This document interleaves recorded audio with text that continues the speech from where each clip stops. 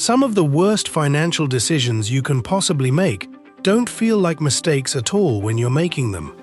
They feel like discipline. They feel like maturity. They feel like exactly what a responsible adult is supposed to do. And that's exactly what makes them so dangerous. Nobody warns you about them, because on the surface, they look like good decisions.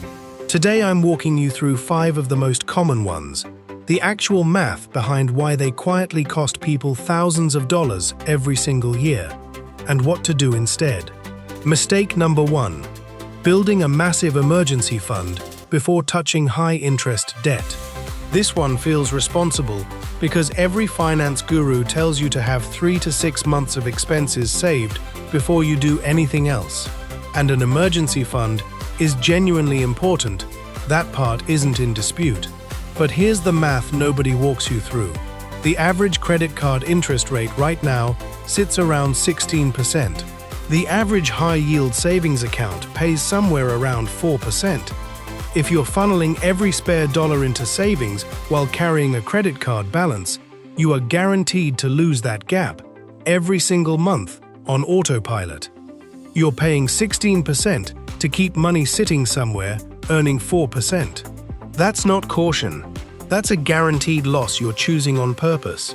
Picture $5,000 sitting in each place. The savings account earns you roughly $200 a year. The credit card balance costs you roughly $800 a year in interest. You are down $600 annually simply for prioritizing the account that feels safer. The smarter move is a small starter emergency fund, enough to cover one real surprise, somewhere around $1,000 to $2,000, and then aggressively attacking high-interest debt before building the full 6-month cushion. Mistake number 2. Paying only the minimum on every debt so you can spread your extra money evenly across all of them. This feels fair. It feels balanced. It feels like you're being responsible to every creditor equally. But debt doesn't care about fairness. It cares about interest rate. If you have a credit card at 22% and a car loan at 6%, and you split your extra payment evenly between them, you are deliberately slowing down your escape from the debt that's actually bleeding you dry. Say you have $300 extra a month. Split evenly, $150 goes to each. But that $150 going to the 6% loan is earning you almost nothing in interest savings compared to what it would do sitting on the 22% card instead. Every extra dollar you send to the low-interest debt is a dollar that could have been neutralizing your most expensive balance instead. Spreading yourself thin doesn't feel like a mistake. It feels considerate. But considerate isn't the goal here. Efficient is. Mistake number 3. Skipping your employer's retirement match to pay off debt faster.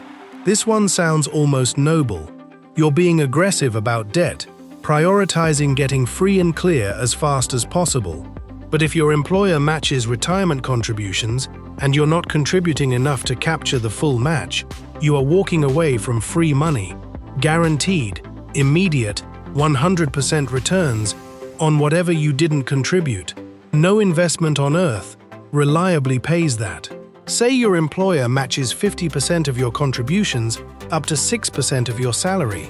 Skip that entirely for a year on a $50,000 salary, and you've walked away from $1,500 of free money that will never be offered to you again, because unclaimed matches don't roll over or wait for you to be ready. Even while you're aggressively paying down debt, contributing just enough to get the full employer match first, before anything else, is not a distraction from your debt payoff plan. It's the single highest return move available to you, and skipping it to feel more aggressive about debt is a mistake dressed up as discipline. Mistake number 4. Treating a big tax refund like a bonus. This feels like good news every single time it happens. A surprise check from the government, free money to spend, save, or celebrate with. Except it isn't free money. It's your own money that the government held onto, interest-free, for an entire year, because you had too much withheld from every paycheck. The average refund tends to run in the thousands of dollars, which means the average person is essentially handing an interest-free loan of that size to the government every single year without realizing it. A large tax refund isn't a reward for responsible behavior. It's a sign that you gave yourself an interest-free loan to the government instead of keeping that money in your own pocket, where it could have gone toward debt, savings, or investing all year long. Adjusting your withholding so your paycheck reflects what you actually owe, instead of overpaying and waiting for a refund, puts that same money to work for you 12 months earlier, whether that means chipping away at debt every month instead of once a year, or letting it sit in an interest-bearing account, collecting money for you instead of the other way around. Mistake number 5. Avoiding credit entirely because debt feels dangerous. If you've watched people struggle with credit card debt, avoiding credit altogether can feel like the responsible, protective choice. But credit score isn't built on avoidance. It's built on demonstrated, responsible use over time.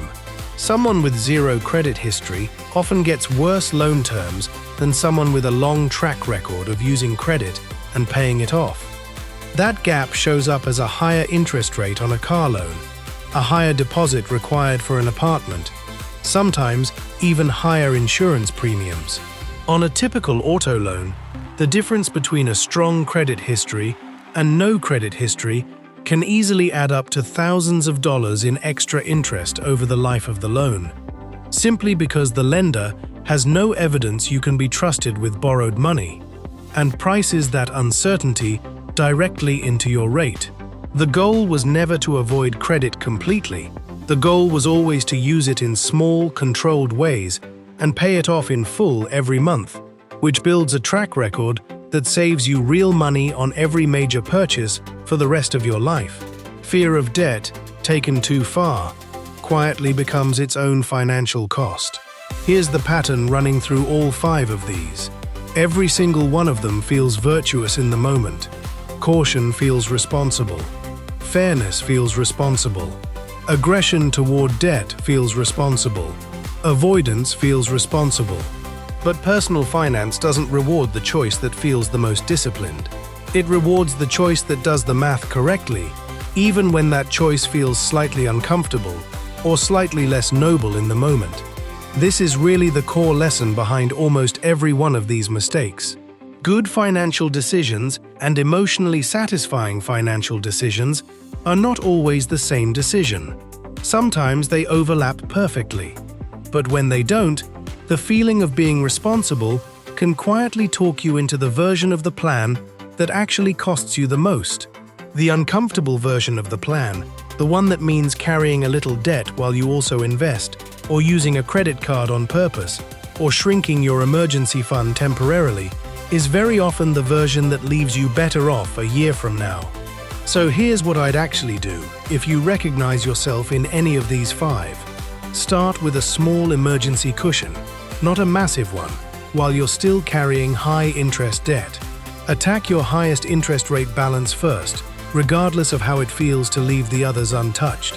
Capture your full employer retirement match no matter what else you're working on.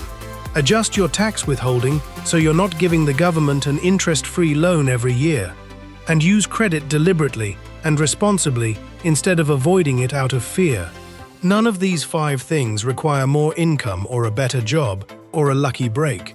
They just require redirecting the same dollars you already have every month toward the moves that actually do the most for you, instead of the moves that simply feel the most responsible on paper.